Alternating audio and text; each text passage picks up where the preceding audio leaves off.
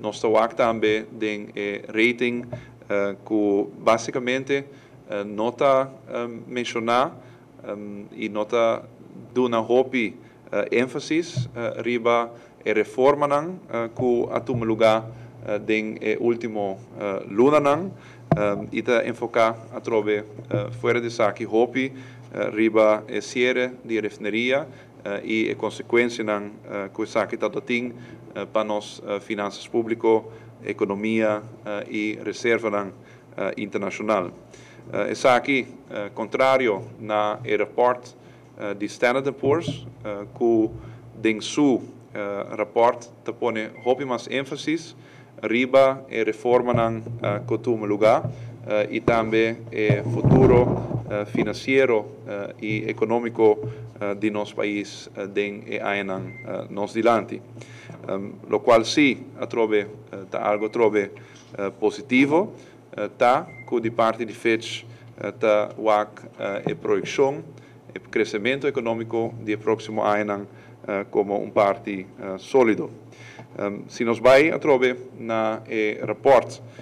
de Standard & Poor's, nós tá wak una kunanta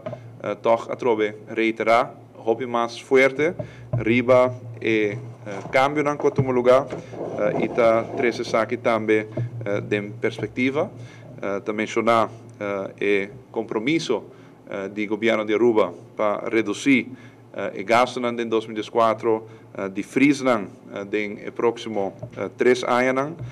e reforma de pensioen de AOV e reforma de pensioen de APFA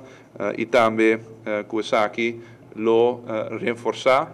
finanças públicas e fundo de pensioen den próximo década. IPC mês, no caso de Standard & Poor's, está projetar déficit de 3% em ano 2014 e uma estabilização de débito na 60%. Mas mencionar que a diferença entre Standard & Poor's e Fitch está de 2 pontos, 2 notch, maneira não está em inglês, e que a trove essa que toca uma diferença bastante significativa.